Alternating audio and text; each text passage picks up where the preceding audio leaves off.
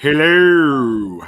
Good evening, everyone. Welcome to the live coin Q&A, where we drink our favorite bourbon and whiskey while we talk coins with you. Actually, no, we don't do that. Not yet. Nobody told me that. Yeah, you didn't get the memo, huh? No. Neither did I. That we have our cigars and pipes and all that stuff. It's good times. Well, I hope everyone's doing well. We have a pretty quick stream this evening. Due to somewhat popular demand, we are going to touch on the upcoming release, U.S. Mint release tomorrow, of the 2021 Silver Eagle Type 2 reverse. So it's the reverse of 2021, which I think it might be a meme by now. Stephen Gill, I think, wanted to know more information whether or not it's worth it. I really can't say for sure if it's worth it. I do know it will be a popular release just based on, what it is. So we're going to talk about that. Mr. Carl Omaha, Seamus Omaha, is going to do a presentation on introduction to varieties. I guess that's what it is. I don't know if you're on, Carl. So we got that. We have a number of coins and / currency to talk about.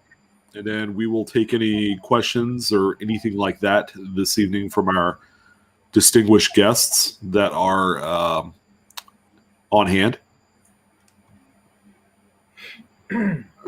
Should we wait until next year to get it to let the heat die down? But like heat as in temperature outside? It's been hot over here. It was 105 today.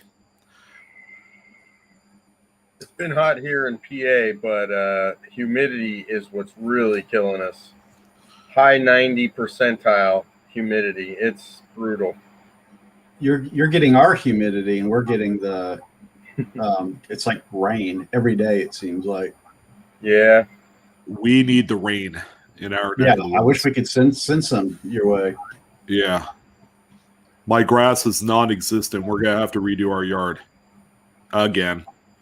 Oh, goodness. Yeah. New sod. But anyways, I figured we go ahead and do a quick little introduction of our panel members for the evening. Let's go ahead and start it off with, why not? Chris, go ahead and start her off there. I never get to go first. Hey, everybody. Welcome all of our guests. Great to have you. I'm Chris. I'm the resident goofball, and I'm just here for the fun of it. So I can't wait to see what everybody has to share tonight and look forward to having some conversations about it. Thanks for showing up, everybody. Especially you, Shannon Smith. I guess he's the resident goofball guest. For sure. Carl did talk about the Connecticut tree, debacle. So, yeah, you never know. That might come up in conversation sometime today. Maybe the 5 on cheek. I'm not sure. All right. So let's go ahead and, Jeff, why don't you go ahead and introduce yourself, sir? Okay. My name is Jeff Stanley, and I do have a YouTube channel. I have not been as active as I would like here lately. I am active on Facebook, and I am my specialty are Jefferson nickels, Indian head cents. I have gotten into some of the $50 coins. My focus is mostly varieties, but I do some errors as well of all U.S. coinage and some world coinage as well. So I do a little bit of everything. Hey, Cindy. Cindylicious. Yeah, let's go ahead and shout out a few people while we're at. I don't know if Adam and Carl are here. Big Red, welcome. I'm here. And Shannon. Oh, yeah, he is there. Yeah, Shannon's definitely there. No, Cindy, you're not chopped liver. Chopped liver and onions. Sorry, I don't eat that stuff. And Too high in cholesterol. I see Bethany there. Paul's daughter. Yeah, we even have Paula's wonderful daughter. I think that's you, right? Eddie. Yeah. That's her. Mom is pulling grandma duty this evening. That's why she's not on tonight. Orgulo, how you doing, brother? Canada's in the house. Live from New York. Hope everything's well. Ant P. Milhan. Eric, you gotta let me know, brother, how you like the new market report. I know you had said something on the video, but I wasn't sure. It's the first one, so don't beat me up too bad. I haven't had a chance to watch it yet, so yeah, it's called the TMCM, the modern coin market. I could talk about the modern coin market anytime. That's why it's not Monday anymore. So we'll see how it goes. I could always change it back based off of demand. Hiram Piro, Shannon, of course, you goofball, you. And then at the very beginning, we had Jackalope Herdmaster. That's interesting. I wonder if that's a real, thing. I guess it is. And then we got Dodger. Good evening, Dodger. We do have one of your coins we are going to highlight this evening. Mr. David Carlisle, or maybe it's Carlizzle. I've heard it both. All right. Adam, why don't you go ahead and introduce yourself? my name is Adam. I'm Coins and Ghouls, and I enjoy cherry picking varieties off of eBay that people don't realize they have. And I like to cherry pick coins at coin shows. I've been doing this for about 12 years. I do like to grade Lincoln cents. I'm pretty good at that now, and I enjoy this hobby, and I hope that all of you do too. So, good evening. Well, thanks for being on, Adam, and thank you for everything you do, and thank you for everyone on the panel. And that leaves Carl. Carl, or if you're around, man, go ahead and introduce yourself. Did I miss Jeff's intro? Shoot. Sorry, Jeff. Where was I? He just had to say that. Now he's going to take it personally. Hello, everybody. I'm Seamus Omaha, or my friends call me Laverne. The Native Americans call me Windbreaker. I don't have an activity on my channel here on YouTube. I'm just a spectator and an innocent pedestrian. I collected pennies as a kid with Whitman folders, and I always thought that San Francisco pennies were special. I still do, even though most are not. I still get excited about S-Mint pennies for no reason. I do too. In January 2019, I came across coin roll hunting for silver and $half-dollar YouTube videos, and then those led into other coin videos, and I learned about silver stacking and varieties and errors, and took notes and bought the Cherry Picker's Guide and the Strike It Rich books. And while coin roll hunting for silver and varieties, I started filling Dansko albums and with mint sets and proof sets. And I currently search BU rolls and Lincoln Memorial cents, some quarter boxes every once in a while. I've had luck doing both.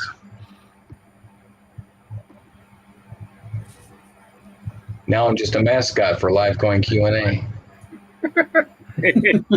Yes, you are. You are our lovable mascot du jour. Pull my finger. Hey, Carl, he's such a great guy, but, he hasn't been completely forthright and honest with everyone. He is the winner of the Bakersfield Grand Prix of windbreaking. So I bet you guys didn't know that. Shoot. Yeah, I'm in the Guinness book. He's in the Guinness book under table of contents. I'm a superhero. My superpower is flatulence. There's Taco Tuesday and there's Flatulence Friday. Don't be at both. All right, crickets. Let's get this show on the road. Absolutely. All right. So Stephen Gill had sent an email and had asked whether or not it was worth it to to buy this upcoming. Well, it's tomorrow. You can't get any more upcoming than that. Tomorrow, the U.S. Mint is releasing for sale the 2021 Silver Eagle Proof, and this is the new Type 2 reverse is what they're calling it, or reverse of 2021, brand new reverse design. And he said, is it worth it? Is it worth buying? Well, I can guarantee you this. People will be buying it. There is a product limit of 300,000 pieces. Me personally, I don't think I'm going to be going for it. And that's just based off personal preference. There's a household order limit of 3, and they are available at $73 a pop. Now, just because I'm not going to get into it doesn't mean that this thing is not going to sell within 20 minutes or whatever. I think the one thing that I'm kind of interested in is how much the Mint servers have improved. I don't know. So apparently they might have gotten that reconciled. So that's going to be something to look out for. But yeah, it should be a robust seller, like they all are. Seeing as this is a new design, I think they'll do well. And I think people that buy them, that need them, not necessarily for the flip factor or the arbitrage opportunity. I think will like them. People to this point that I've heard like the BU examples, the regular bullion ones that are selling out there. So I wasn't sure if anyone on the panel had any, comments or any opinion on this. I do. I've done the last 2 of the hot Silver Eagle sales. I love the enhanced one. The V7, the last one from last year, the 75th anniversary Indian World War II edition was kind of It wasn't, I love the subject matter, certainly, but I just, the design, all you did was just add a mark to it, and that added a whole lot of extra value to it. I wound up selling mine. Yeah, I did too. I sold mine quick. Yeah. Well, they were going for ridiculous prices, and I just couldn't. Yeah, I couldn't justify holding on to it for a coin that I wasn't really that thrilled about for the prices that they were going for. A lot of opportunity cost, and I certainly made my investment wisely in stuff that I really did enjoy. But I still have my 2019 Enhanced Eagle that I got. Yeah, I was one of the lucky ones with the 2019 enhanced reverse proof silver Eagle. Was at 30,000 mintage. Yeah. 25, I think. Felt lucky to get in on that deal. They had the signature card and on the COA. Yeah. Yeah, I had it graded with PCGS and sold it. Made some money on that one.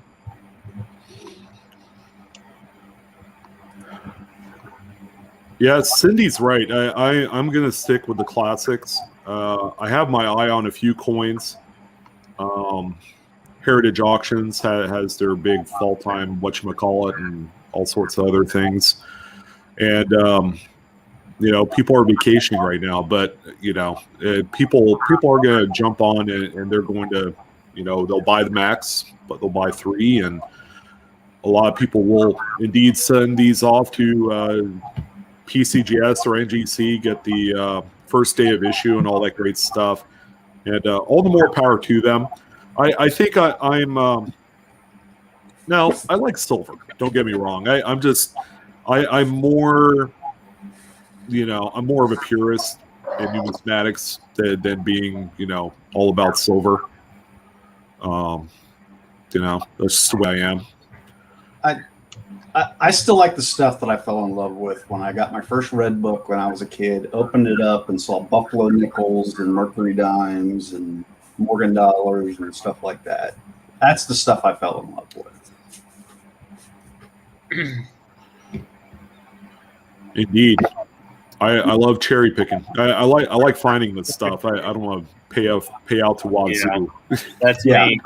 I'll be Yeah. cherry picking on eBay, and I think somebody realizes that they saw what I saw, and then the price just goes up. I'm like, darn it. Yeah.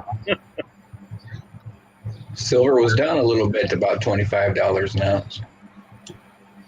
Sell. Said not quite to the moon anymore, huh? Sometimes what I do with like my extra, if I get like extra, the piece in Morgan dollars or the Silver Eagles, I'll send them to Ian Russell and just say, hey, deal with this. Send it off for me and sell it for me. Yeah. Did deal with it. Yep. Deal with this. Is Ian your lackey boy now or what? Well, with all these pennies I'm getting in, they're gonna have to go somewhere. So Yeah. Cool. Well, I'm glad that you're close with him. He's a good person to align with. That's for sure. yeah, if you ever need to consign, he's the man to call. I tell you. Yeah. Very nice too. Very humbling. If you guys haven't talked to him before. So, all right. So that addresses that. So buy it if you want it. Don't buy it if you don't want it. To me, I'm indifferent about that release. I'm sure I can't really speak for everyone on the panel, but yeah, I'm gonna weigh it out for something that's more my speed, I guess. But yeah, it will sell out in like 20, 25 minutes. I'll just be honest. Okay, kind of like the Type 1 that sold back in February. That one sold pretty quickly. This one will follow as well. All right. So I think Carl has a presentation for us that he is going to deliver on the introduction to, I guess, varieties. So, Carl, I don't know if you're here, man, but we are ready for you. Okay. Let me get it up here. These guys are talking food in chat. It's like I could use some seafood gumbo right about now, but I don't want to get all gassed up for our live stream. And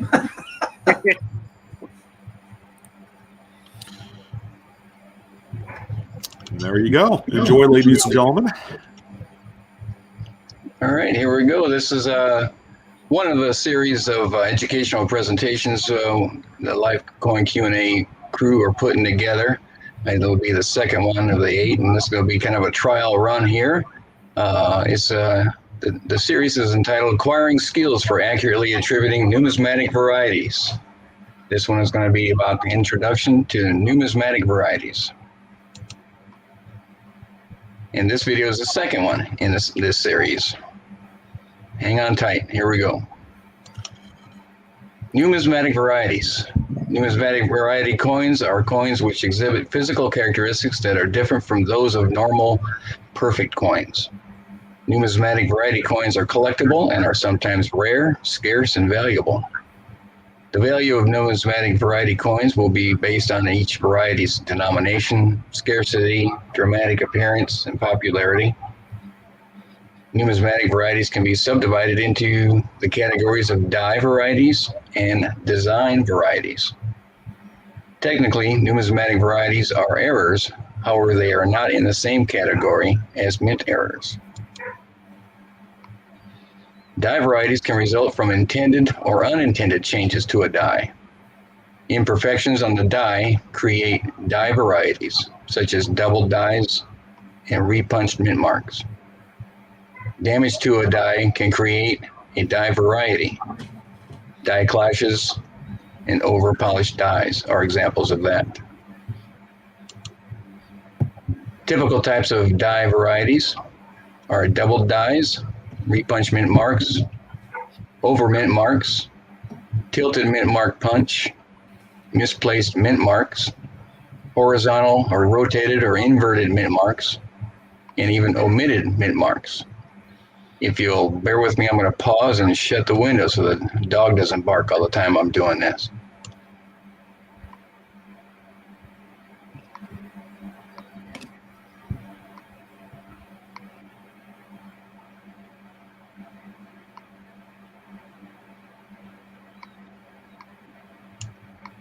I'm back, and I hope you are too. Other types of varieties are repunch dates, over dates or dual dates, misplaced dates, the no FG from the over polished dies, floating roof, and die clashes. Here are some types of die varieties, the double dies. Here you'll see a DDR, a double die reverse. This is a 1964 Philly. Here we have a doubled designer initials. Here's a DDO on a 1971D, I believe it is.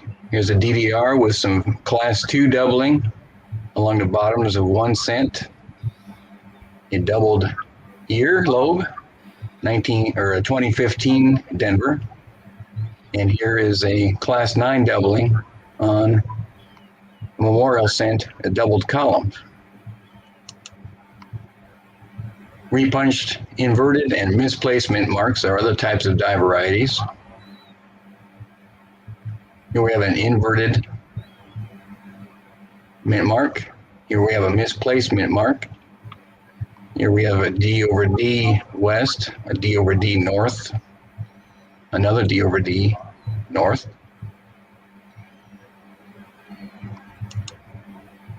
Design change varieties. These are different than die varieties. Changes in the die of a die create design varieties such as small date versus large date, reverse design varieties. The use of an unintended die creates a die variety, such as a proof die being used instead of a business strike die, or next year's die accidentally being used in the current year to make coins.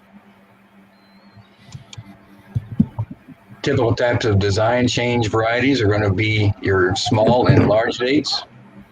Here we have the 1960 large and small, 1970S, and the 1974 large and small dates.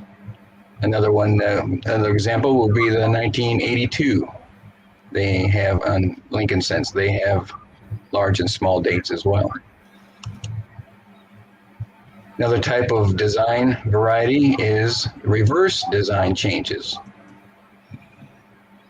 This is your wide AM and your close AM. The wide AM on top, these are the diagnostics for that. Obviously the wide AM, the spacing of the A between the T's, and the font of the initials and the distance between the memorial base and the F. It's going to be different than this. The spacing of the A is different in the close AM. And of course, here's the obvious. This is a close AM. They are just about touching if they aren't actually touching. So when you're looking for a wide AM variety, you're looking for a 1998 Philly, 1999 Philly, a 20 or a 2000 Philly. For close AMs, you're looking for the 1992P or a 1992D, or the proof coins, 1998S and 99S. Here's a reverse design change on silver quarters. This is the type A on the top. Here we have the position of the arrows in relation to this leaf. Notice the difference here. The leaf is below the tips of the arrows, and here the leaf is above the tips of the arrows. Here this leaf does not touch the A. Here the leaf touches the A. And the spacing here between the E and the S is closer than this space in this E and S. So the type A is a normal for a 1962 Philly Washington quarter. The type B is the more valuable and collectible one. You can look for this type B reverse on Philly stamped quarters from 1956 through 1964.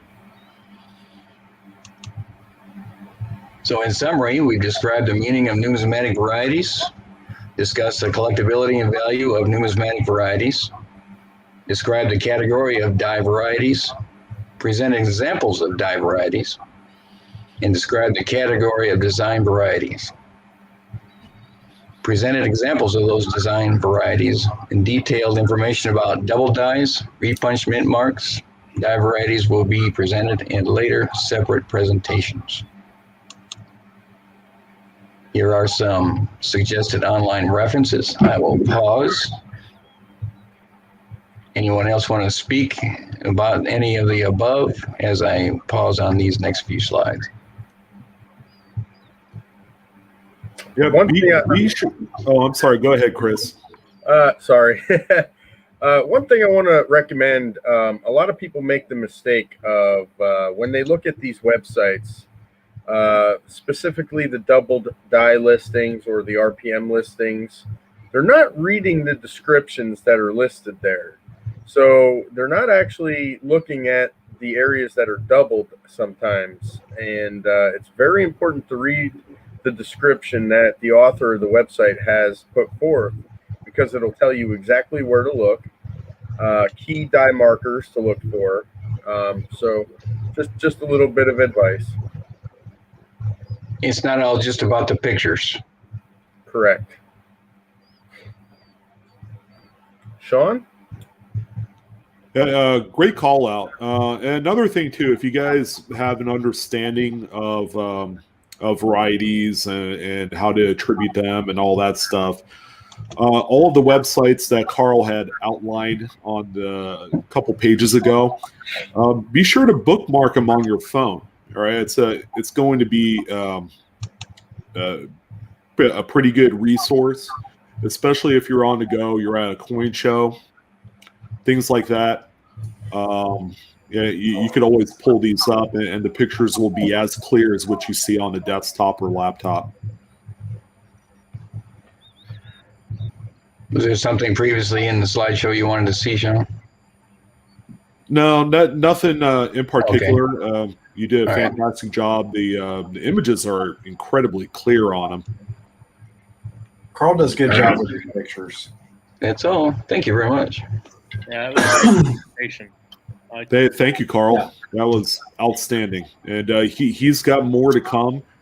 That is that's just a little bit of a snippet of what you're going to look forward to. With being a part of the Live Coin Q&A family, is that you get more of the advanced training and knowledge of numismatics rather than just dates and key dates and all that stuff. Varieties and errors are certainly a next level type of thing to understand. So thank you, Carl. One thing I did want to add and throw in there, just because it's something that I just did this past week. I've got this book here. This is the Liberty Nickel book by Bill Van Note and Kevin Flynn. And I've used it to go out and cherry pick a series that not a lot of people know to go out and cherry pick. Yep.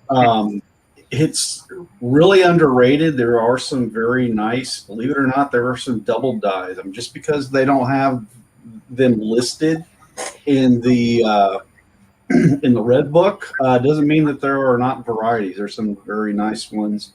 There's a few cherry picker varieties. And then there's some other, lesser ones that are equally nice. Well, it gets to kind of what I did was I realized that the book is out of date. In fact, there's even cherry picker references that are not in the book that are referenced in cherry pickers. So I did this. I took some of the pages where I was missing information, and I printed out a piece of the cherry pickers and stuck it to it.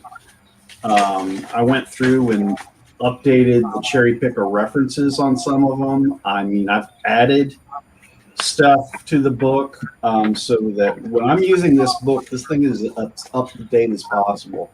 It's your book, write in it, write notes and stuff like that in there for yourself. Take the information from the website.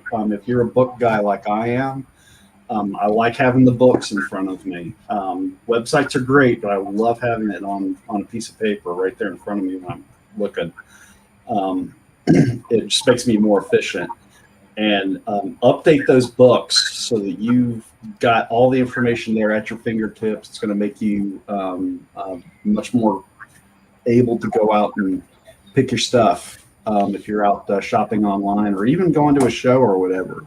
I have every intention of taking this with me to the next show because I'm starting to pick apart the Liberty Head nickel series myself. Good points there, Jeff. People forget these are actually reference materials. So if it's out of date, it's not a good reference. So why not update it? A lot of these books are out of print and you'll never find an updated version. So you're going to have to update them yourself. There were two things I wanted to address in chat. The first one, Shannon Smith, perfect explanation here. If you understand varieties and errors, you can find them yourself, possibly on coins that are not even attributed yet. Once you get it, you get it. And then you're going to start finding those discovery pieces. Adam, I know you know, and a few other panel members have lots of discoveries as well.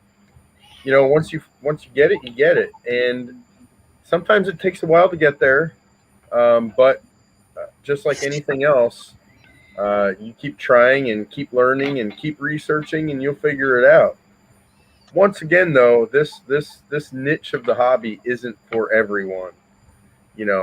So some people want to collect the perfect versions of each coin, and that's fine too. Some of us like to collect perfect versions and the messed up versions. So the second thing I wanted to address, Tia Trueblood had some questions about lighting. If you're a searcher at home like I am, I'll cherry pick on the road. I have a lighted magnifier that I take with me. These little things are only a couple bucks on eBay, and mine's telescopic. I love this thing. You got to have yourself a good loupe or lighted magnifier. But at home, I use a series of two different USB microscopes. One is like extreme close up, and the other one is maybe 10 to 15 times zoom. But they both have built-in LED rings. It's just a ring of LED lights. And the tricky part about those is they give off really good, strong, bright white light, sometimes too much. Yeah. And what I do is I will actually turn those lights all the way down, before they turn off. Right before they turn off, I'll turn it up just a hair, and that's where it works best for me. And I try to make sure that my microscope is straight up and down.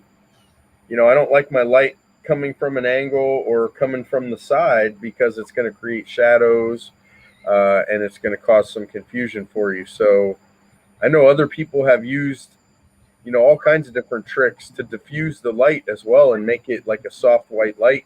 I've heard of people putting like white shopping bags over their light source to diffuse the light and soften it a little bit. So it's just important that you're coming straight on, from above the coin, and you have the light diffused properly. You're not using too bright of a bulb. And that's it. I'm good. Going off that point, I bought this on Amazon. I've been buying these ever since I've been collecting. They're about $15, but they've got 3 separate little magnifier settings that you can look through, and these are good for varieties. To look for varieties. The only thing is, when the batteries are fresh, the light is a little bit too bright and it blinds you.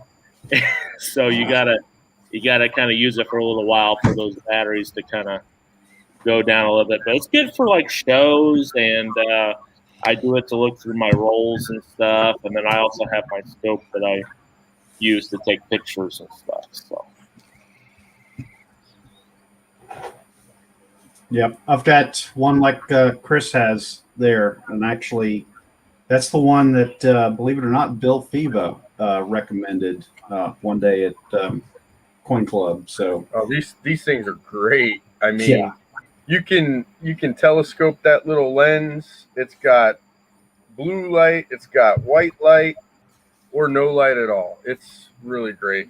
That's pretty cool. You said you bought that on Amazon? I got mine on eBay, and I've actually had this thing. Oh boy, I bet you I've had this thing for 6 years. My batteries are finally starting to go dead on it. This is just one of those cheap China Wow. things. Oh yeah, it's Those batteries have lasted that long. That's crazy. yeah. I mean, I I go don't through use so it. I many don't use it batteries. real hard. And keep in mind, coin shows have been pretty much shut down in my area for the last year and a half. So I don't use it at home because I have my microscopes, but I do use it when I go to a show. I have a backpack that I bought, and I have that thing set up. I got a copy of the gray sheet. I got, I got all kinds of stuff up there that I need. Rubber bands, markers, pens, whatever you think. Clips, all that stuff. Yeah. Yep. So this goes in the top pocket, and that's my little travel piece. Yeah, I'm actually going to the St. Charles show this weekend. So, Man, I'm jonesing for a show. I'll tell you what. Yeah, you and me both, Chris. The one opportunity I had to go to a local show, I couldn't do it because I threw out my back. oh, So I guess it wasn't meant for me at that time. Take me in a wheelchair, baby. I'm going. Yeah, the dealers will take you seriously. You made it all the way there. I doubt it. Yeah, you doubt it? I doubt it. I usually make the dealers mad.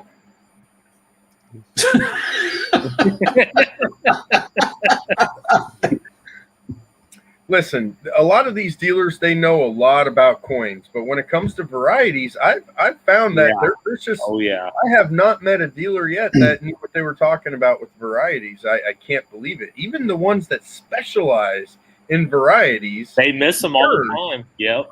They have them messed up, and I get really good stuff, really cheap, and really junky stuff they have marked really high.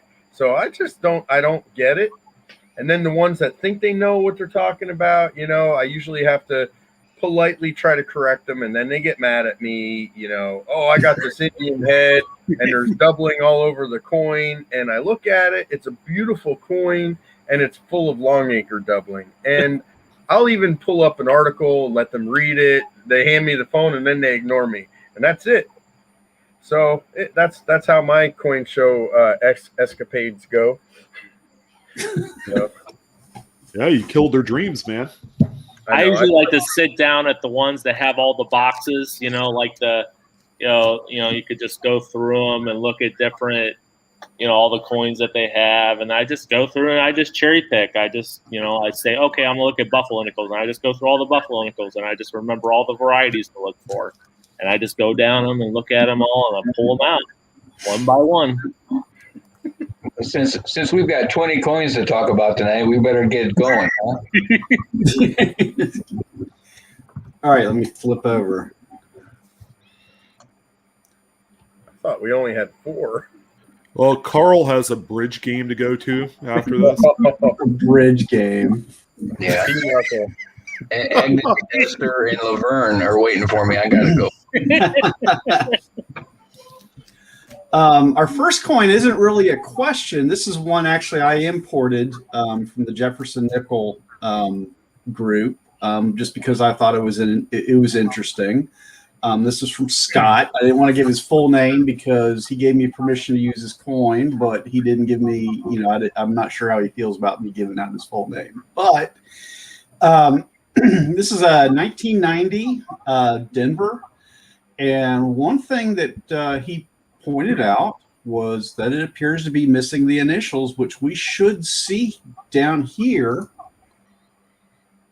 Let me see if I can get my mouse to actually click on it. It'd help if I do it actually on the software itself. There we go. Underneath the shoulder, we should see the FS for Felix Schlegg. We don't see it on this coin. There's a nice close-up of it. Oh, yeah. Yeah. And we go out. We still don't see it. Sometimes these things are real light. It's similar to the FG or the floating roofs, the abraded dye varieties that are well known on the Lincoln Head scents. We see them a lot there. And there's just a reverse pick. But we were kind of discussing it and throwing it around in the group, and nobody recalls seeing this or seeing it popularized or brought up. And I don't know. I really feel it is a new, unknown abraded dye variety that has not been popularized, or because not a lot of people have been collecting Jefferson nickels. Let's just face it. Ugly. It's just not a very popular coin. Therefore, it's not going to have the notoriety and the people out searching for stuff like this. It's ugly.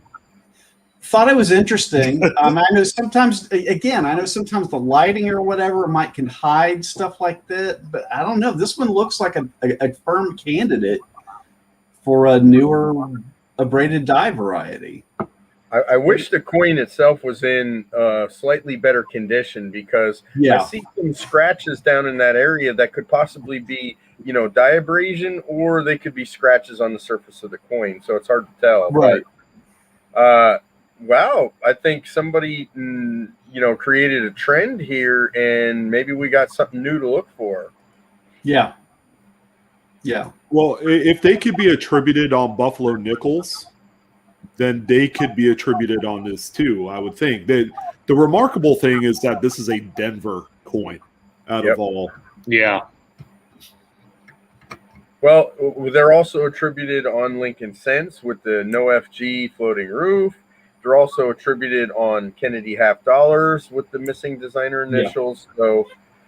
So, this is this is the next one, I think. I'm not sure who would deal with that as far as attribution, though.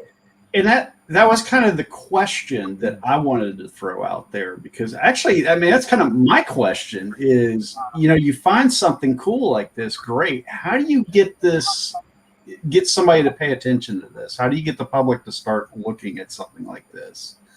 We need to somehow.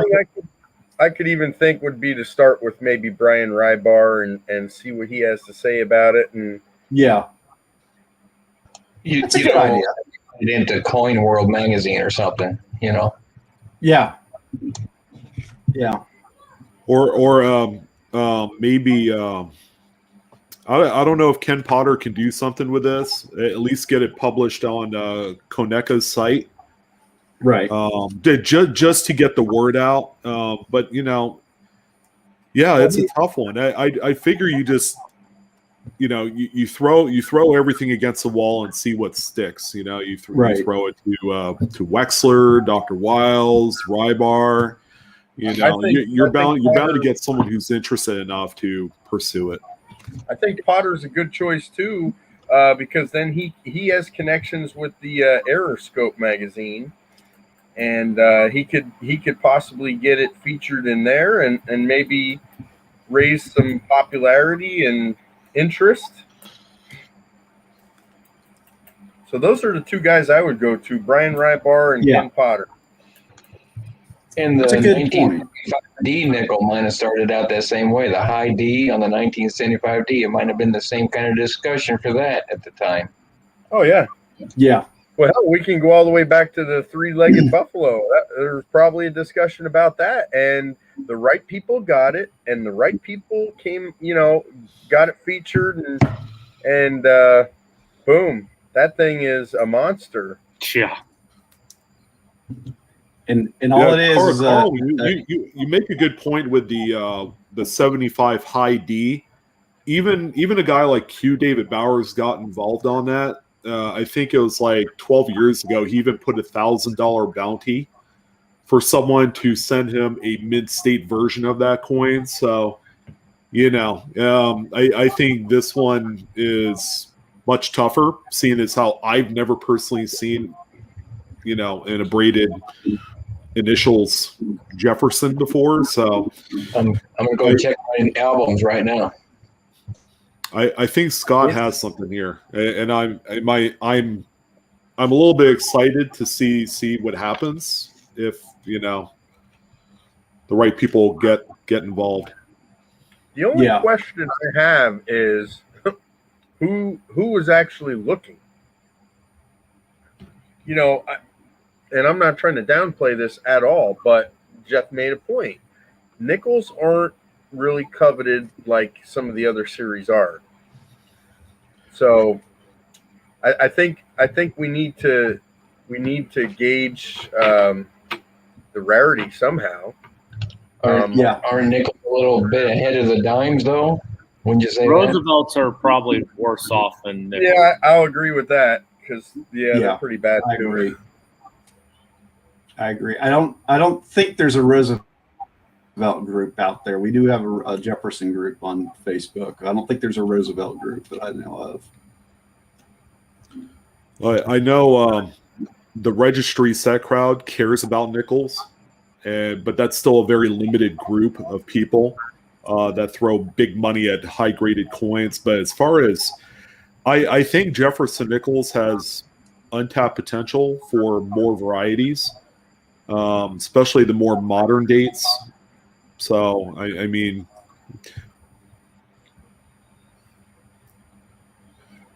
Yeah, well, it's definitely on my hunt sheet because I need to find one. Did you want to address? I think there's about 30 people that are going to start looking closer now. I don't know the answer. I'm sorry, Carl. What was that? I don't know the answer to Shannon's question about how do you submit things to the Cherry Pickers Guide. I think that stuff just gets picked up based off of popularity. Well, if you look in the book, it'll actually give you a list of people that they're thanking for their contributions. So, there's a way to get coins in front of them as well. I'm totally unsure of how that happens, but I believe there's a list of contributors in the book. But you're going to see a lot of really, really famous names in that list too. So sounds like a case of numismatic mythology. It's the way I understand it. It's a panel. It's not just. It was even in the beginning when Mr. Stanton was alive. It wasn't just two people. It's a panel of folks. That review that stuff and decide what's added, what stays, what goes. Yeah, because they can't add every single variety in the book, or the book would be 1,000 pages. So. No. Yeah, and the Cherry Pickers Guide people have a hard time releasing the book anyways, getting it published. So we certainly don't want to add more to that very We'll get annoying, it in like 3 years or something, probably. I'm thinking about starting a 2minortolist.com coin certification page. Send me all your 2 minor to lists and I'll take care of them. God bless your heart. All right. I read James Wiles' thing on Variety Vista just today about their Kaneka's attitude on split serif RPMs, and it kind of made sense to me seeing it all in writing that day. But another day, it'll be in one of my memoirs. On with the show. All right. I think we get the good input on that one, guys. I appreciate it.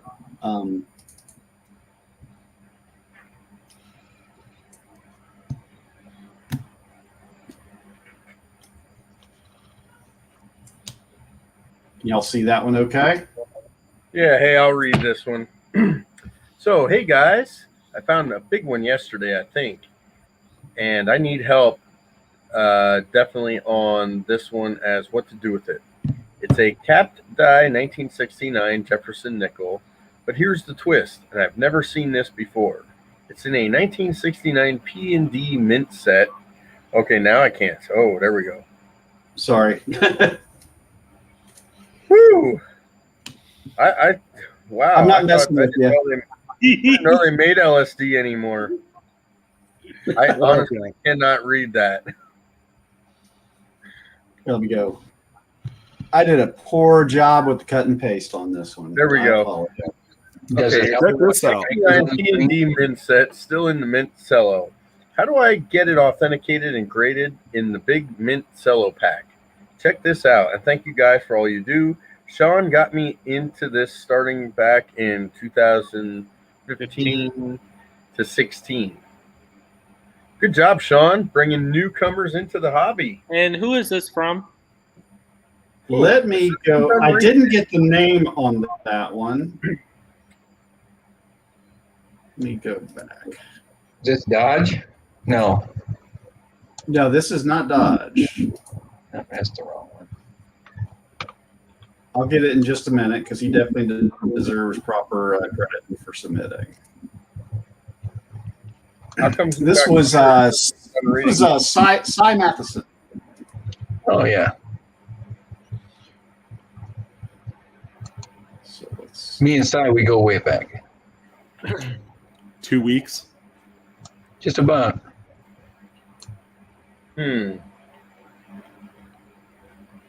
my goodness. Solo. That's different. Okay. You'd almost be disappointed at first when you open up that mint set and go, doggone it. And then you start thinking, wait a minute, that might be something really good. Well, strikes on 1969 Jefferson nickels are terrible. In fact, I don't think there's a single full step one out there.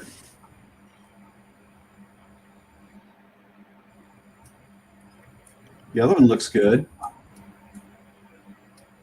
That one looks terrible. But terrible from a full strike standpoint. Wow. Oh boy, it's going to be almost impossible to get a weight on this, but I would really love to see a weight on it. I think that could eliminate some possibilities. Yeah, because even if it's like underweight planchet, that could also cause that weakness also. That one picture you showed almost had the same look as a split planchet before strike. Yeah.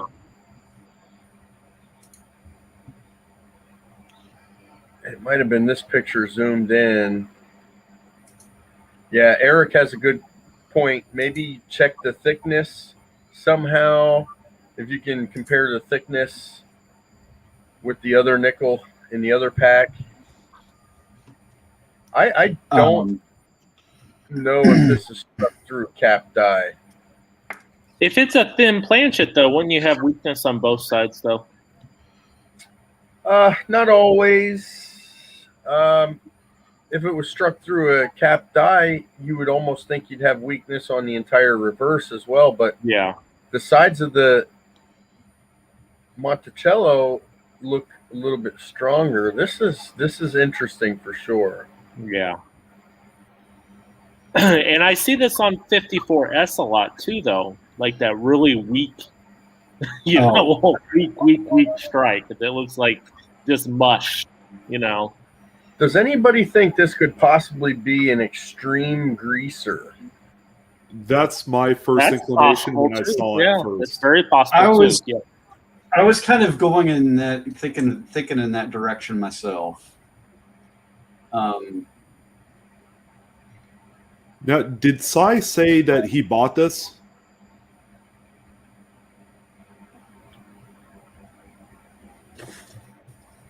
Well, it's in a mint set, so I imagine he did. Or maybe, do you mean, does it make a difference if he bought it or inherited it? Or Well, I was going to say, if the price is right, I would have just bought it. Okay, so look at the picture we're looking at right now. That's got a price on it. Yeah, that's like an an eBay eBay listing right there. But look what they're saying: die clip, or is it die cap? I can't. It's so pixelated for me. It's 69D die clip. Die clip. Arrow. I don't see a It's clip. Definitely not a clip. Or cup, die cup. No, the die got clipped. like Rover.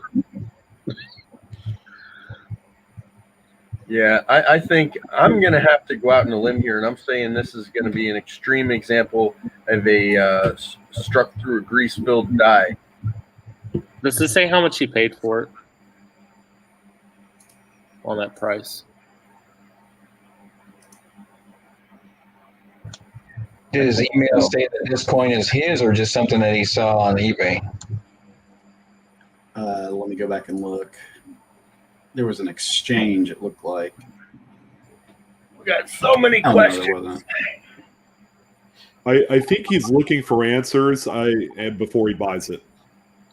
I honestly think greaser on this, but that's just my thought. I do too, Yeah. and if I'm reading correctly, this looks like a double-digit listing price, and I would not buy it. No. If you've bought it, I would return it. I wouldn't pay that kind of money for it.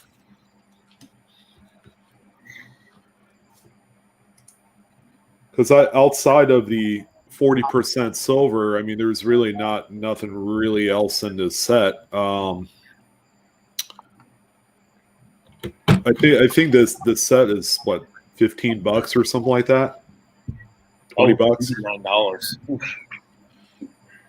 $12. Is that what you said? No, it just said Yeah. 89 on the listing there. Oof. I would not buy it for $89.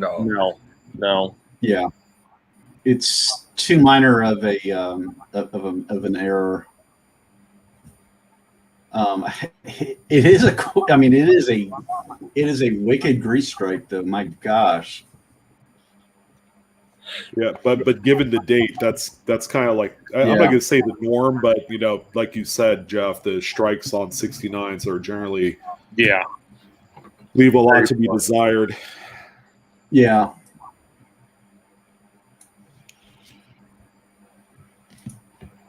Looking at the obverse here, I'm assuming that's the D, right? Yeah, the red. It doesn't look like a bad strike there. On the obverse. I mean, everything appears to be in order, kind of normal. Yep, I'm going with greaser. Yeah, so struck through grease on this one. All right, well, thank you. And no, the premium is not worth it on a greaser. No. Little bit of a cool factor being that it's still in the mint packaging, but nah. All right, Shannon, you ready?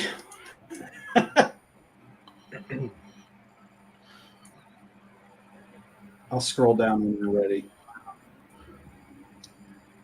Anybody want to read? I can read it. Hey guys, I found this 1999. Oh, can you make it bigger for me again? Hold on, let me get that lighted loop out. Hey Jeff, is there any way to zoom out a little bit so that way it's not too? Oh no! Well, it's not just me, guys, right? It's a little pixelated. It is. Oh, it's definitely Okay. pixelated. Yeah, just go ahead and zoom out just the hair there, Jeff. I did it's my copy and paste. I tried to fit everything on one page here, so. Oh, gotcha. Okay. I'll just go ahead and read it. Hey guys, I found this 1999. I think there's too much paste on it. Yeah, this will be my penance for doing a bad job with the copy and paste. Hey guys, I found this 1999 D quarter that looks like it may have some doubling as the WDDR 001 on the 1999 P on Wexler's site. Not sure though, because there also appears to be some clashing on the reverse. What are your thoughts? Could the part that appears to be doubling be part of the clash, or is it doubling? Note that all markings in the green on the pics refer to clash and blue is for doubling. Not sure about left-sided doubling, more focused now on the right side. Thank you for your help. the amazing panel and the incredible knowledge you share with us, Shannon Smith.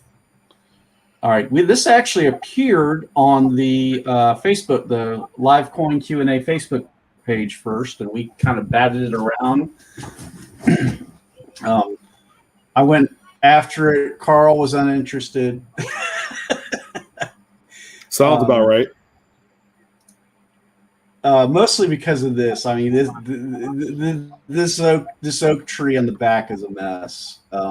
It can be difficult trying to find stuff in it. Can't blame him one bit. All right, so this is kind of a high-level overview of kind of the areas that we're going to be looking at. We want to know if there's doubling in one of these two areas here. He is seeing some clashing over here in these areas. So we see this is kind of the right side of the tree. This is the tree trunk here, and then he sees this little piece right here that he thinks may be some doubling.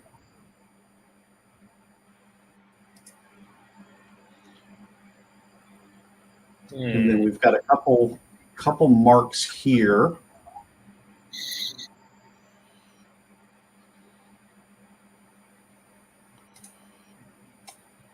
We've got some clashing over here on the right side. We've actually gone through this and identified the clashing. You know, one thing I forgot to do with this one, and shame on me,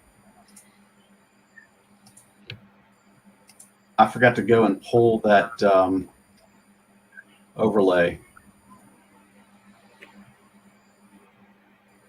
Talk amongst yourselves for a few minutes while I go and try to get that.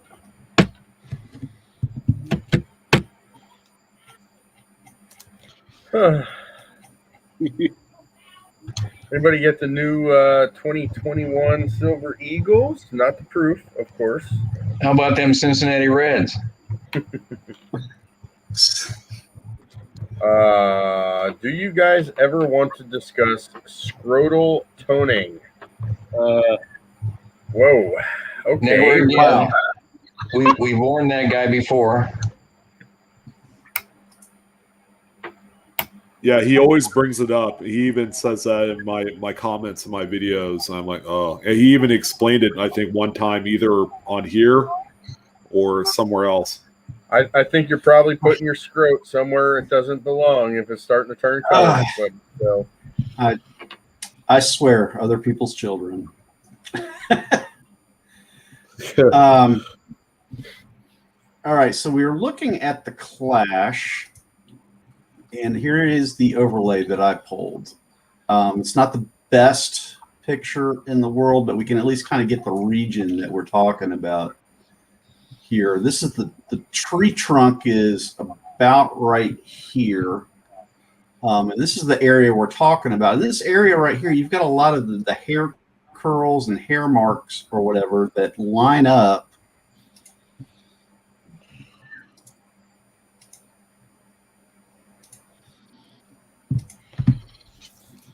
right here. Oh yeah. Look at the curl. That bottom arrow, you really see the curl there. Yeah. Yeah. And that's not really matching the design itself. There was some another mark here, but this is the mark that was interesting because it appears like the one that is on Wexler's website for the T. Well, you know, there's another quarter that has the same issue. A die clash is very similar to known doubled dies. Do you guys know which one it is? The Duke Ellington quarter. And I have one of those. I actually presented it when I was just a viewer on the Live Coin Q&A. Yeah. I think I remember that, Jeff. I actually purchased one of those from Brian Rains as well, and mine is a die clash. But I can see it's so close to the double die, I can see how people get confused. But Yeah. I think you guys are right with this one. I think this is a clash. Yeah, I agree. And this is actually, I kind of like how Shannon did this picture for us, as they're on the same frame so we can compare them. This is the picture from the 99P. And we did, this is from John Wexler's site, and we do have permission to use his pictures for educational purposes. And you see why there is some confusion, and it kind of has me wondering, is the Philly a clash? Well, let's take a closer look at this one, Joe. Yeah, I was just going to say up there. But you also do have that piece there. Also, go down, Jeff. Go down with your cursor right in there. Yeah. Right in there. Is that stuff also present on this quarter we have tonight? Let me look. I don't really see it there. Maybe There's a little bit. too much of a shadow. There could be. Now, look at the quarter that was presented tonight. Go up to that higher area. And instead of on the left side of the branch, there's an anomaly to the right side of the branch. Oh, right there. Yeah. So maybe slight rotation of the dies, but same thing. So you're probably dead on. That Philly that he has listed is most likely a clash. Yeah. It really got me. It really got me thinking out of the box on that one. That we sometimes we see attributions on the sites and we think, hey, that's that looks like the same thing. That has to be a double die as well when we see it. But then you start you look at this, and I wish I had a better picture of the overlay. This is actually not a Mad Die Clashes overlay. This is a not as a good one that I found. It just kind of shows the region. But when you look at that obverse of Washington right there, the hairlines are going in the right direction for those to be clashes. And then right here where they start to go straight down, we see additional clashing. Yeah, there's no doubt that that's a clash. Yeah.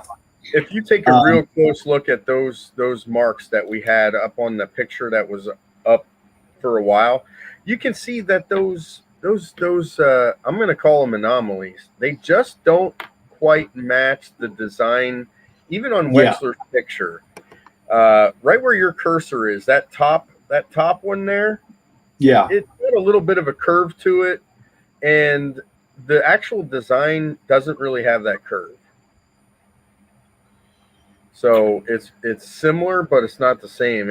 I think you're right with the hairlines. Yeah, and the clash.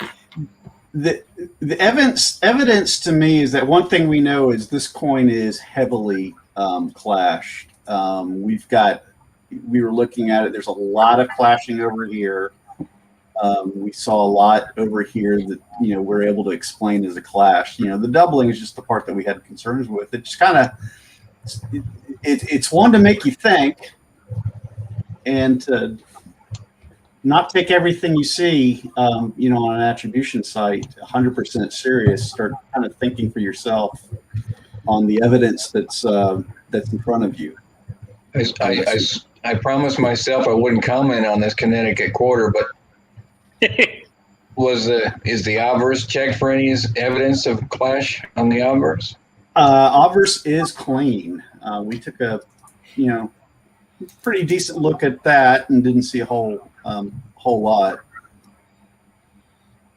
And that's very common. I haven't ever figured out why, but it's very common to have one side have the clash marks on it and the other does not. What's going on the throat there? Is that a little bit of machine doubling? The reverse, yeah. The reverse clash was more in the center of the coin, which the bust is mostly in the center of the obverse, so it probably wouldn't show. Yeah. Yeah, and the lines that we're seeing the clashing from are right here, and then the part that looks kind of vertical, or these pieces here.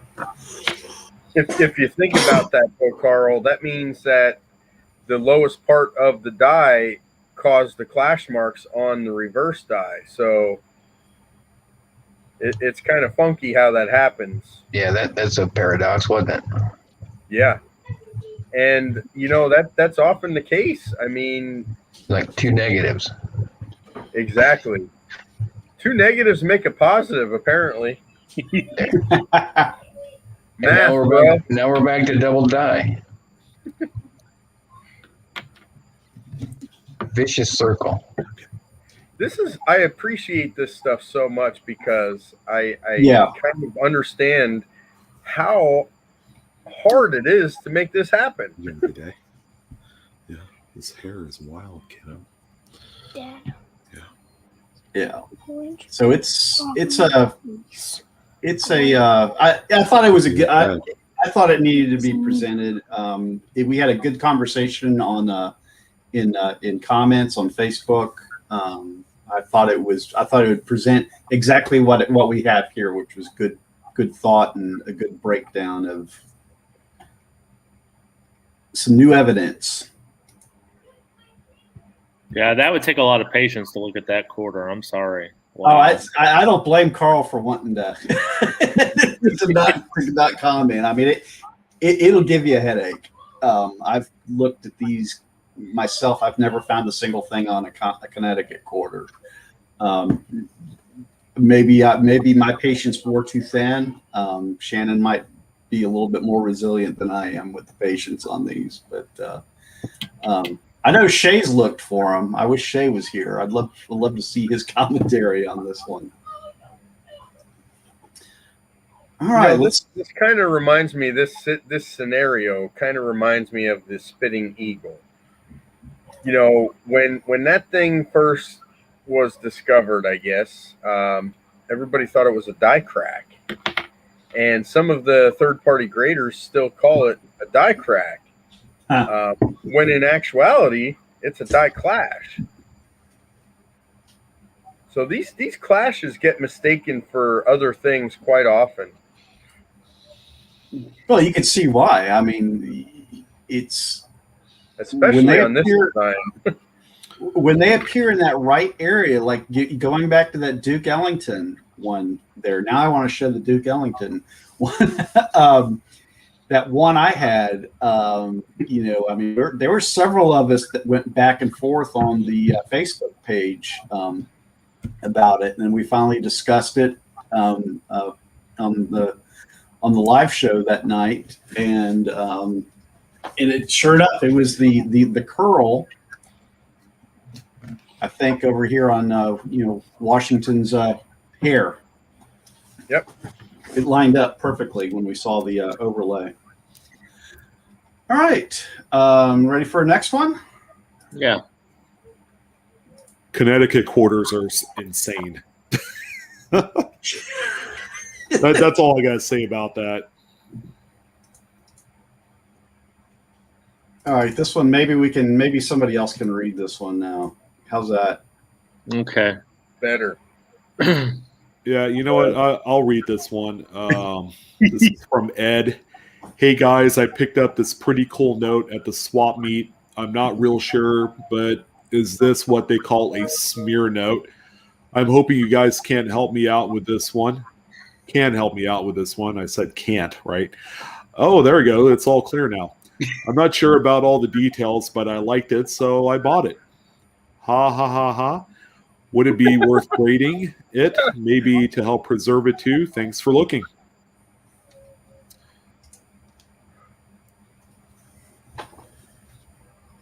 Oh, wait for the pixels to go away. Is it really? That's gotta be my mistake. It's bad. Oh, yeah. It's bad. I don't know if it's your internet or what, but woo. Is it Michael Jackson bad? Let me know if it is it Weird Al Yankovic fat? Ooh, now it's getting clear now. The photos didn't clear. The note is not. All right. What are we looking at? The black, just soiling nature of this note right here, and that's what I'm gonna go with, only because I have gone through just hundreds of different pieces of currency in my lifetime, and this is what you call your classic billfold or wallet soiling. You could just see it all over the note. The note has been wrinkled a few times. You could see the just the omission of areas on there where the soiling did not touch it. But yeah, this is not an ink smear. An ink smear would be solid, only because it's also mixed with a solvent, so it's a lot more thinner, and it'll cover more area. Whereas this is obviously very very scattered in the way it shows on the note. So this is your typical wallet soiling, and just going off of the patterns of the wrinkles and fold areas on the note, that will suggest that. And that makes sense, Sean, because these $2 bills were often good luck pieces. People would put them in their wallet and never spend them and not take them out for anything. They were just a keepsake, a good luck charm. And I could see one staying in a wallet for 10, 15 years. Yeah, I mean, if that you're exactly right. The red seals are called legal tender notes, and they circulated the same way that regular Federal Reserve notes and silver certificates did at the time. And we're talking, 40s and 50s. You could go into bank, and oftentimes you will receive a mixture of red seals, blue seals, which are the silver certificates, and the regular green seal Fed Reserve notes. It was very common back in the day. And it wasn't until about the 1960s where the red seals began to kind of phase out of circulation. The last series date, I believe, is 1963. So what you have here is just a regular good old $2 legal tender note. In this condition, not worth a whole lot, and I'm hoping, Ed, you didn't spend a lot of money on it.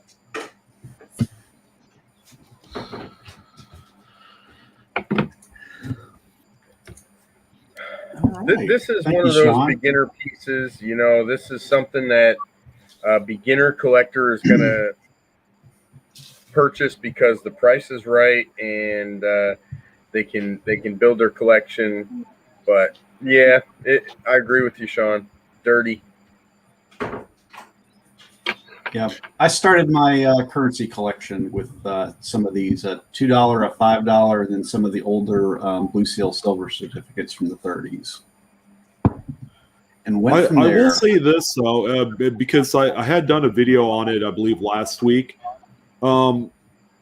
These red seals have been washed in laundry before, and if whoever's doing the laundry uses bleach, it'll actually turn the color of the red seals into a bright yellow. So in case you find bright yellow seal serial number notes out there, it's actually a red seal that's been bleached. So little point of fact, I know that trips up people when they find them, but that's how you get those. I see a lot of posts about those. Yeah.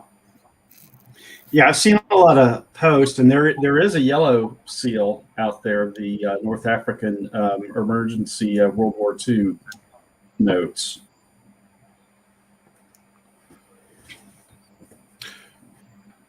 Yeah, the North Africa, I believe, will just have a yellow overprint seal, the district seal, I believe, and then the serial numbers will be. They might be yellow too. I don't know. Yeah. I don't own any more of those. I have a few Hawaii emergency notes. I don't have any more South Africas. I need to pull mine. I can tell. Now that you mention that, we can see the difference. Okay, we did have one last one. Let's see how we do on this.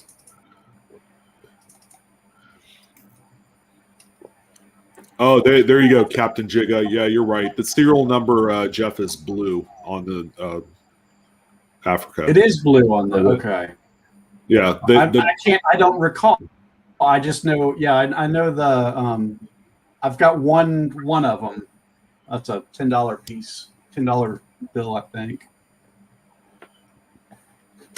I don't have the depth in my currency collection that I do in the coin collection. I'll read this one.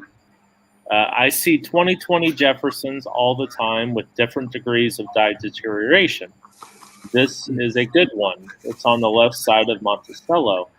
I sent images of different ones showing the beginning stages of the die chips getting larger. Thanks, as always, guys. Dodger 455. See, good example of die progression.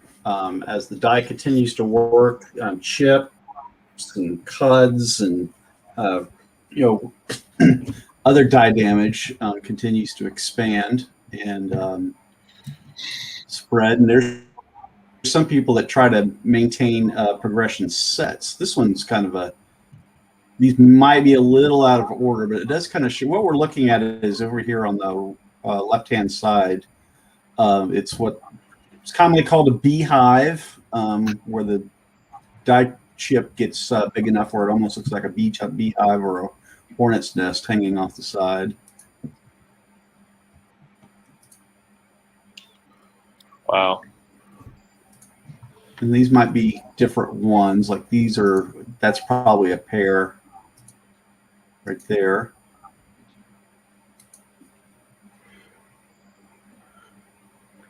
Makes you wonder why. I've seen these so many times. It makes you wonder why that portion of the die seems to be a weak spot. Why that area right there? And then the other place is over, and I don't have another picture of that side, but on the right-hand side, up at the top, I guess the cornice or whatever. I see a lot there. What's directly opposite that on the other side of the coin? Maybe it has something to do with the design on the other side. Maybe there's a high pressure point there. Well, it's the back of Jefferson's head, right, on the new designs, where his hair is. Yeah, so that's kind of weird. So that would make me think that there's not a whole lot of pressure there as compared to some of the other areas of the coin. And it's not just one die; it's many dies making these. Yeah, you're right. I see. Yeah, I probably see about 2 or 3 different dies at play with this one, but I definitely see there's definitely a progression. I've actually seen these with even a little die chip in that little window right there, along with the beehive. And the round one, the little doorway with the arch? Or I don't recall. It's either the round arch door or that window that you have your cursor on. I saw one of them before because I highlighted this on one of my pocket change reports. It might have been like 2 weeks ago or something like that. I usually see like depressions in the archway. In fact, I use those quite a bit for some of my modern double die reverse attributions. Those would be what I would point out to Brian Rybar as, hey, you might want to use this as one of your die markers. Yeah, that one's huge right there. That one's. I think that's the biggest I've seen. Yeah. These kind of remind me of the 1940s Jefferson nickels that get the snow on the roof kind of thing. Big old blob on top of the roof of Monticello. Early 40s. That or the die crack right down the center on the war nickels. Yeah, the 1942 has really nice ones on those. Yeah. Okay. Well, thank you. That is it for our picture set this evening. We went a little bit longer than I thought we would. We talked a lot. Yeah, we had good stuff to talk about. We had some good submissions, I thought. What's up, Amanda?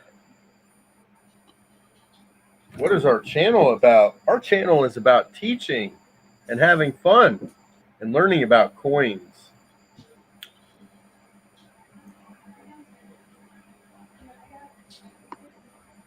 Hey, Amanda. Oh, hi, Ida. Ida has a question. You have one question, you have 5 answers coming right at you. Break it. Break it to me.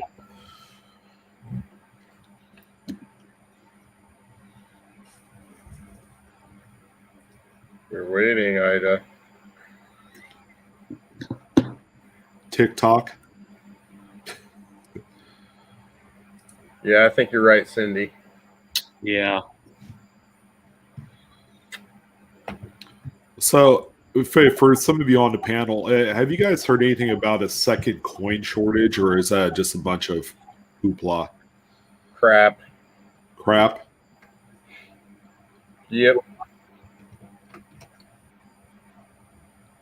Oh, Well, I know some people are having, I don't know if it's the bank itself is holding out or they really are having problems getting stuff from the Federal Reserve for some reason.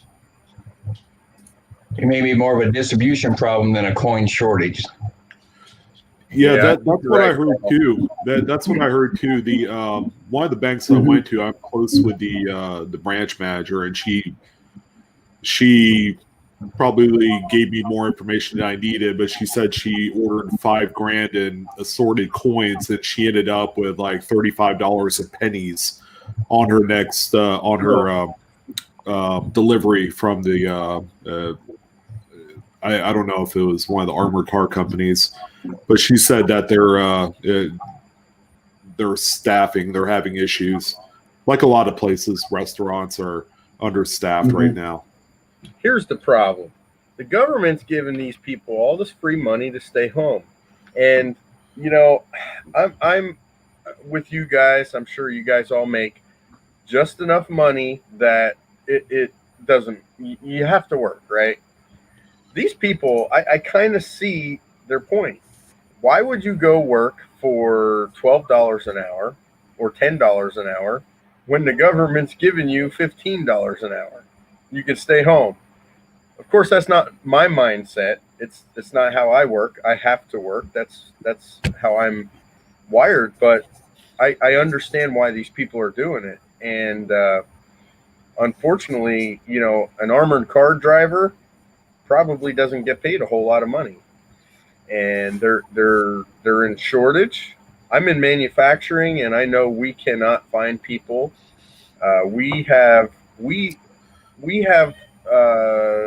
recruiters for our company, and our company's pretty small, and we have ads in every newspaper. We're doing the online thing. We're doing everything we possibly can to get people in the door, and we just can't get workers. And everywhere I go, I hear the same thing: grocery stores, fast food joints, you know, and of course it's all from COVID, but it's the late effects. These are the effects that we're seeing now from the virus. And you know, I can see it. I don't think there's a coin shortage. I think Carl's right when he says it's a distribution problem. That's exactly why lumber is priced through the roof. There's not enough truck drivers out there to deliver the lumber. The lumber is still being cut and made. It just can't get to where it has to be. So yeah, it kind of stinks. that's what's going on with gasoline right now too. Can't find truck drivers to ship the gasoline where it needs to go. We are living in. Go ahead, Jeff.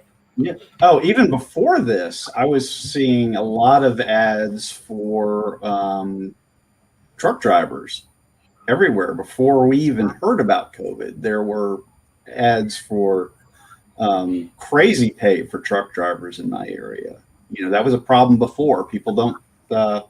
I don't know if it's a question of people not, wanting to drive. It goes back to the whole, they're having a hard time with people that are finding skilled labor, because people think that the only way, path to make a living is to go to college or whatever. But there's a lot of. Amanda in chat said if anybody knows and needs a chemical engineer, I mean, that's a pretty high skill trade right there. I mean, yeah, let her know.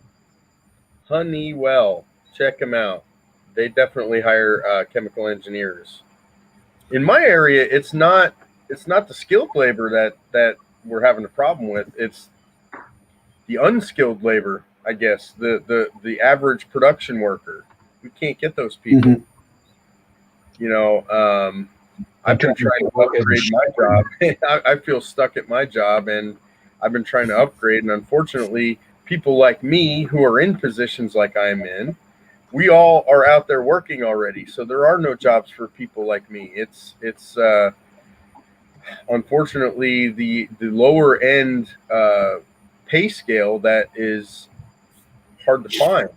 And that's why, because they're getting maximum unemployment benefits and extra kickbacks from the government.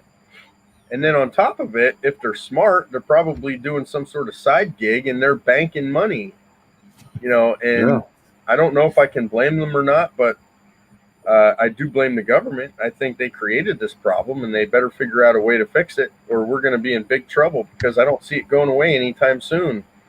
All they did now is they created, they went back to the standard where if you're on unemployment, you have to prove that you're looking for work. I mean, it's not hard to submit applications. You don't have to accept the jobs. So it's not really going to change anything. So this problem's still going to last a couple months. Oh, I feel for you. Yeah, and I suppose you could get ultra political on this, but not on this channel. Yeah, obviously. I mean, you guys could, not the panel, but just in general, that this is a conversation for another platform. Yeah, but yeah, you guys are seeing it with coins. You're seeing it with silver. There's a reason why that silver is in high demand right now, and it's exactly that. It's a labor thing. It's not a supply thing.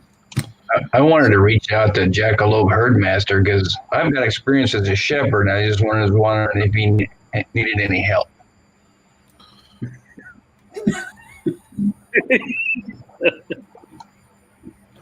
All right, next. That's the second, but man, it's funny. Is it time for good nights? For me, it might just be. Fortunately, we just did our last coin of the evening. So yeah. Does anybody have anything to add before we sign off? And just to let you guys know, we have a bye week next week, so we'll see you in 2 weeks for the next one. I have a special bedtime message for everyone. Wait, I just said she posted her question. Sweet. Aw. I didn't see Ida's question. Ida, go ahead and post it one more time. Let's go ahead and address I'll it for you. Scroll up. Let's see. Sleep and don't count sheep. Count mint marks.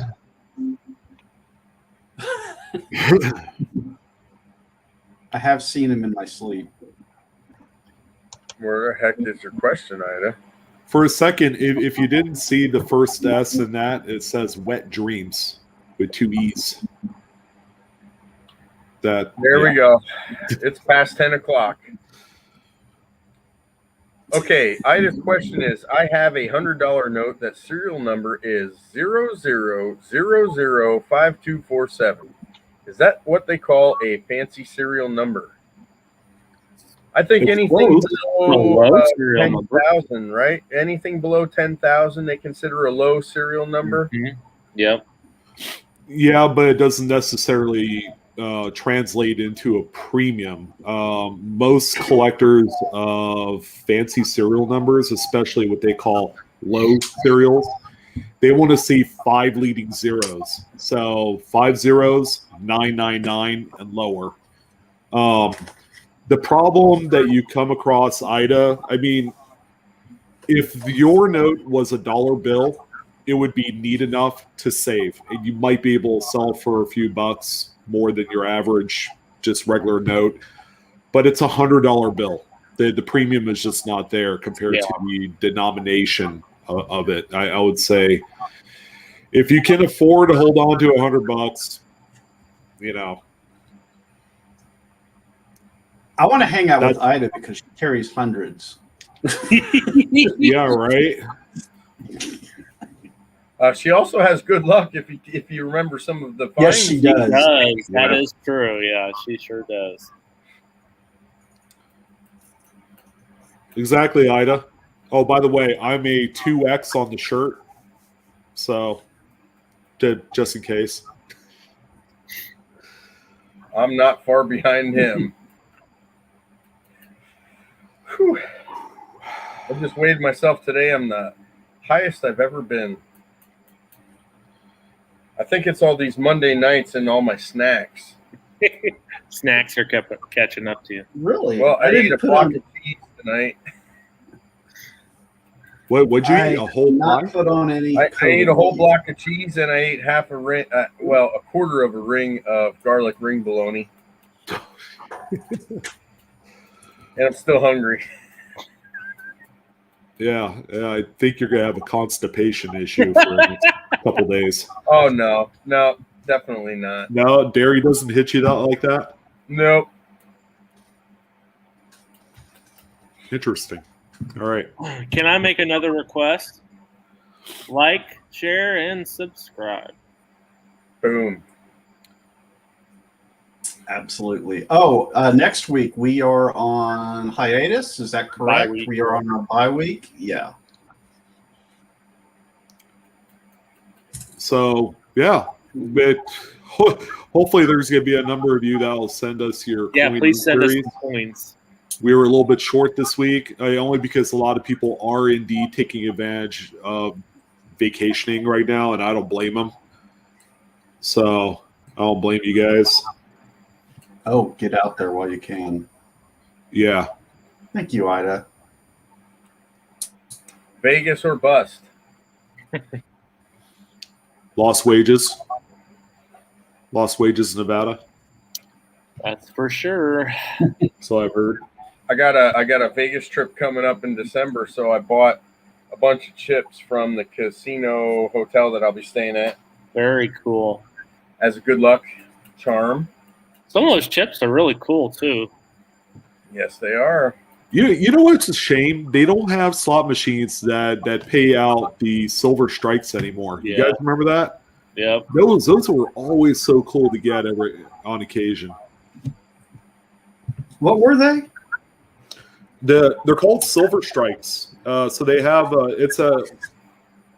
it's kind of like a $1 casino chip, Jeff, that has 999 silver in the middle, and it's got a brass ring. So it's like a bimetal coin, but it has a design of the casino that you got it from. And the slot machines, I would say as recently as like 10 years ago, that were still able to accept coins in the machine, like the dollar machines. They would pay out the silver strikes if you hit like 3 certain symbols in a row. Oh, no, that's cool. Yeah.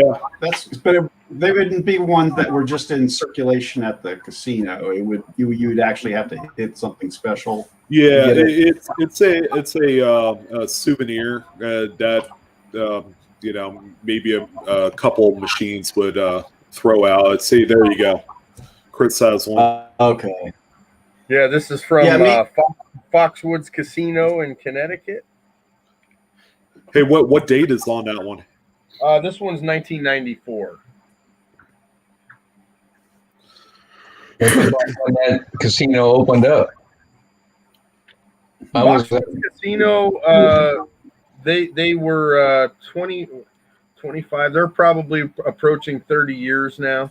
Yeah, I was stationed in Connecticut in the Navy, and there was a brand new casino there. Well, it started out as a bingo hall.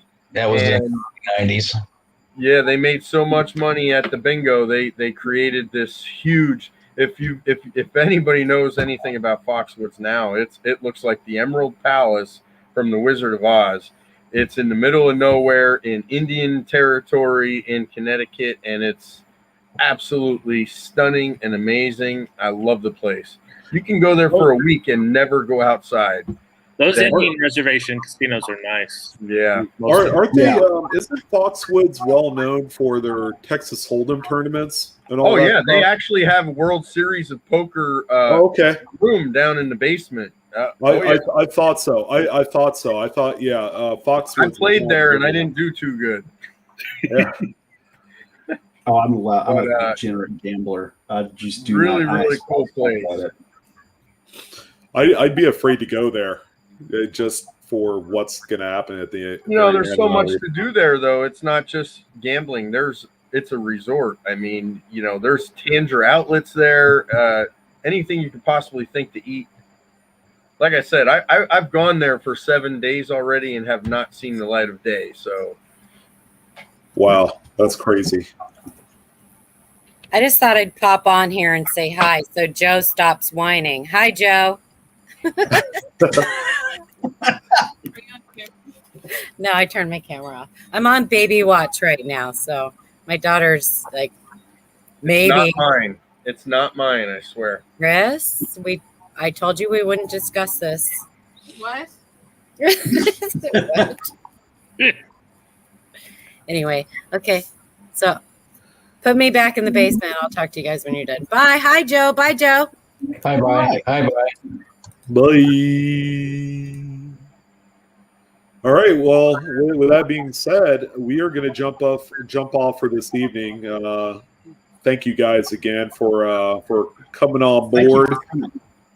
and talking coins and U.S. Mint stuff. Yeah, the U.S. Mint. I believe it's what time? 9:00 Pacific, 12 Eastern, if I'm not mistaken, for that Silver Eagle tomorrow. So if you're interested, go ahead and check it out, usmint.gov. And that is all. Any panel members with any last words? Good night. See you in a couple of weeks. See you. See Ian. y'all later. Peace. Be there or be square. See you next time. Shannon, you can be both. All right. Good night, guys. Checking that change.